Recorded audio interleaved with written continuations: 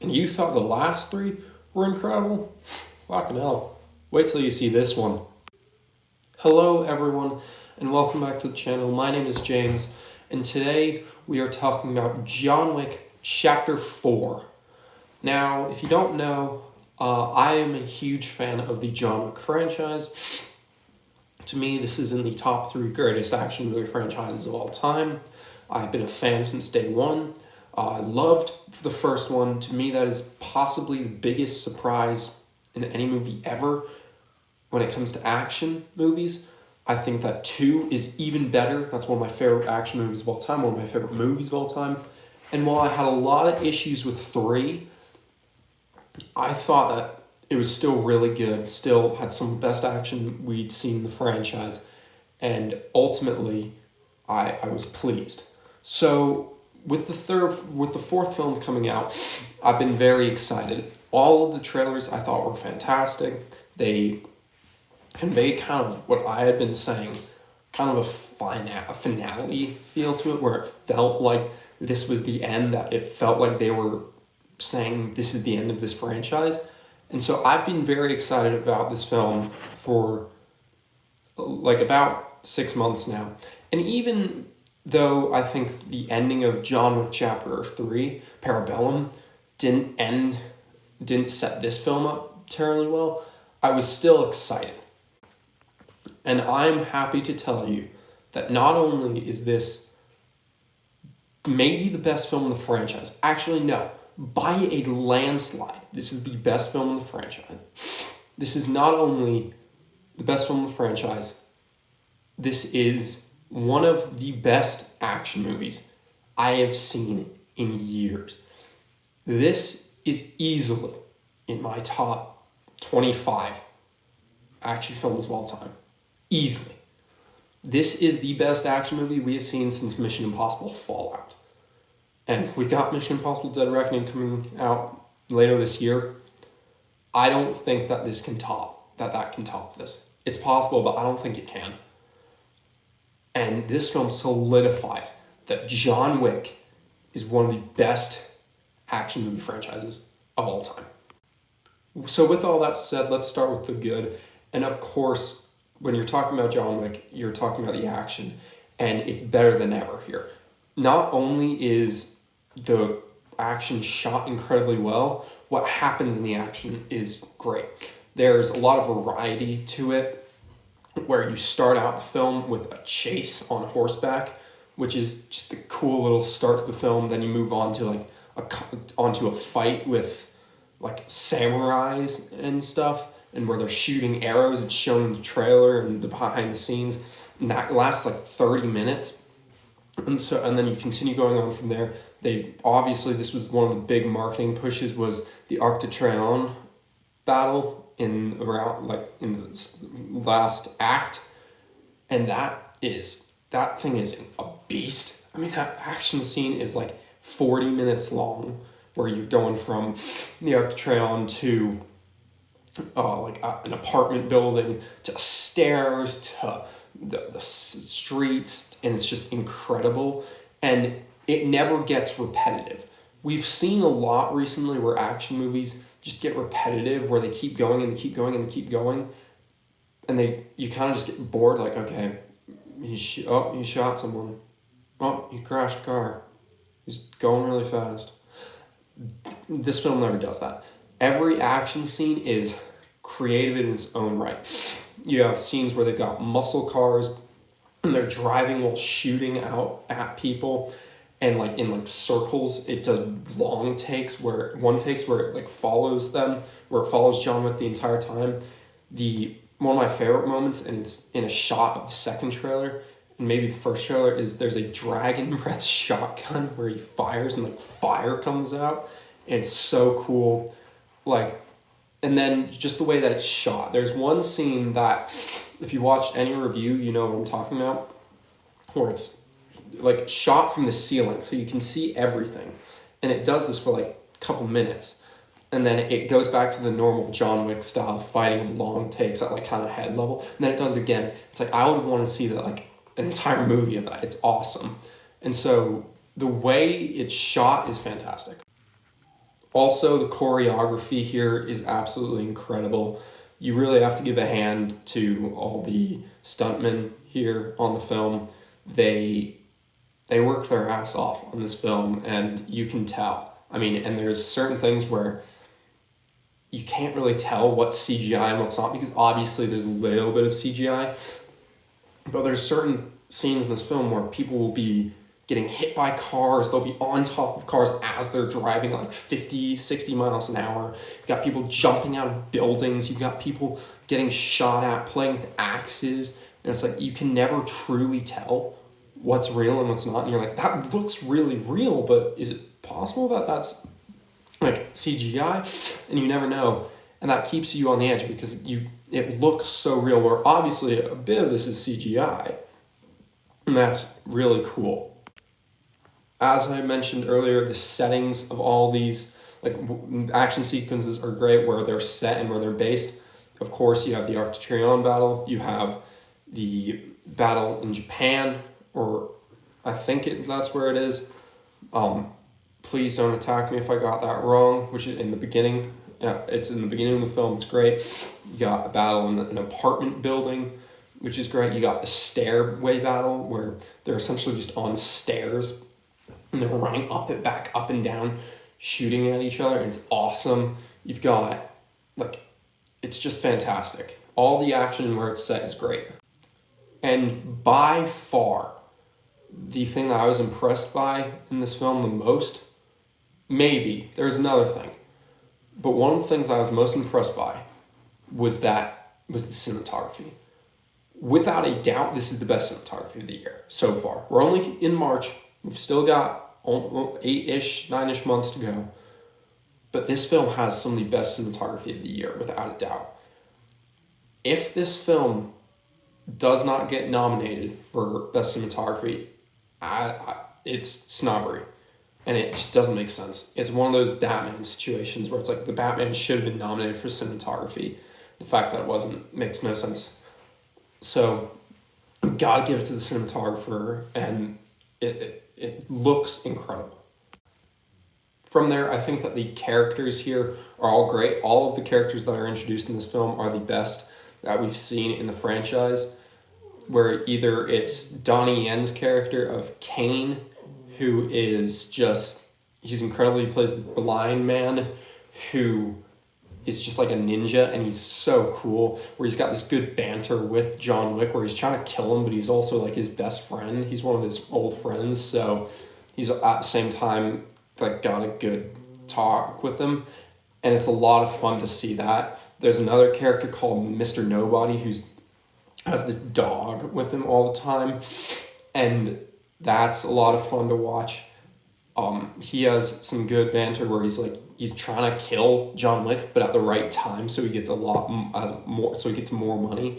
So he'll stop other people from killing John Wick when he's in trouble, and let him go, and let the money tally raise, so it'll go from 18 million to 20 million. He's like, I want to get it higher, so he'll keep him alive just so that when he's ready, he can try and go kill him.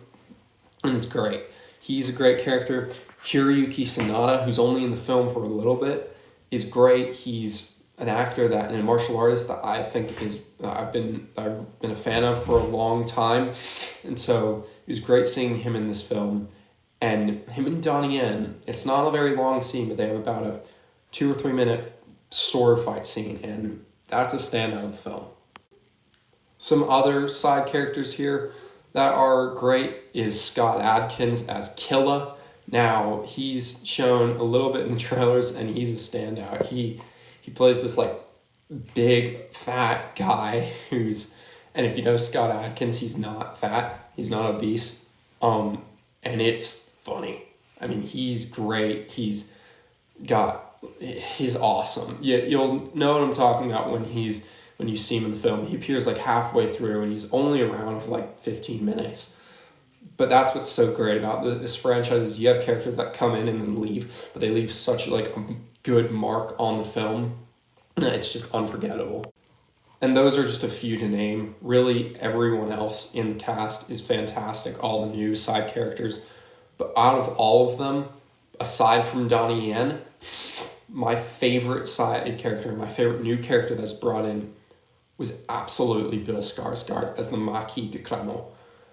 Now, this is the kind of big bad of the film, and without a doubt, he's the best villain we've had in the franchise. Not necessarily the best, like, physical person to go up against John Wick. Obviously, there's others. Like, Donnie Yen, he's probably the best henchman character, if you can call him that, in the franchise. By a landslide, Bill Skarsgård as the Marquis, he's the best. He's incredible, where he's so arrogant and he is essentially just getting other people to work for him. But for some reason, you kind of like him, and that's really difficult to do. And this is just another film that just shows that he is not just Pennywise. He can do so much. And he has so much acting capability. So I'm very excited to see what else he does. And he's got kind of this interesting thing where because he's not as physically imposing as you might expect, he's able to use his resources of having money and being the high table. Essentially, our look at the high table for this film to go against John Wick. And he's got a lot of interesting ideas, and you kind of understand why he's doing it, but it doesn't make you agree with him. You still want him to get it. You still want him to get shot by John Wick. So he's a great villain, and he's by far the best villain, as I've said before, of the franchise in that category. And probably one of my last positives is that the returning characters are all great. Now, the two main returning characters that I'm talking about are Ian McShane and Lance Reddick. Of course, this is really hard to talk about for a lot of people. Lance Reddick, if you do not know, about a week ago passed away of natural causes at the age of 60. Rest in peace. He was a great actor. He obviously was in The Wire, and he has owned the role of concierge, and he's great in this movie. He's not in it a ton. He's kind of put on the side. Most of the people are, apart from John Wick. This is really John Wick's story. But for what he's in, he's good in it. And it was good to see him play this character one last time. And he has a fitting conclusion. Ian McShane is great in this role as well. He plays it differently, where he kind of feels tired, and that's oftentimes when I say that, it's a negative, but this is a major positive, where because he just feels exhausted and tired, you can tell that he cares more about John Wick than anything else right now. And so the table is against him, everyone else is against him. And so he kind of sides with John Wick again. And he still has that suave nature to him. But he's a little darker in this film. Obviously, someone that I didn't mention that I just remembered is Lawrence Fishburne as the King, as I like to call him. I think that's what his name is in the film, but I forgot. He's a lot of fun in this film. Once again, he's a character that only shows up for a little bit, but I thought he was great. And it was good to see these characters one last time. And my final positive is that this film is very clearly a finale. A couple of years ago, they announced that they were shooting John Wick Chapter 4 and John Wick Chapter 5 in back-to-back. And I was immediately worried, because my biggest complaint with John Wick Chapter 3 was the ending felt like a setup. Like they could have closed out John Wick Chapter 3 and had a perfect trilogy, or damn near perfect trilogy. But because they wanted to make more money, it didn't really work for me. And so it kind of left off on a cliffhanger, whereas the previous two, their story closed. John Wick Chapter 3, its story didn't end. And so that was my main problem. With this film, it is very clear where this film has to end, where this franchise has to end. And to be honest with you, I don't want it anymore. They're doing that Ballerina spin-off, and they're doing that Continental prequel series. And I'm interested in the Continental, because it's a prequel. I don't want Ballerina. I really don't. And this is a franchise where I just want it to rest because they've ended it so well. It's pretty astonishing how well they were able to end this film.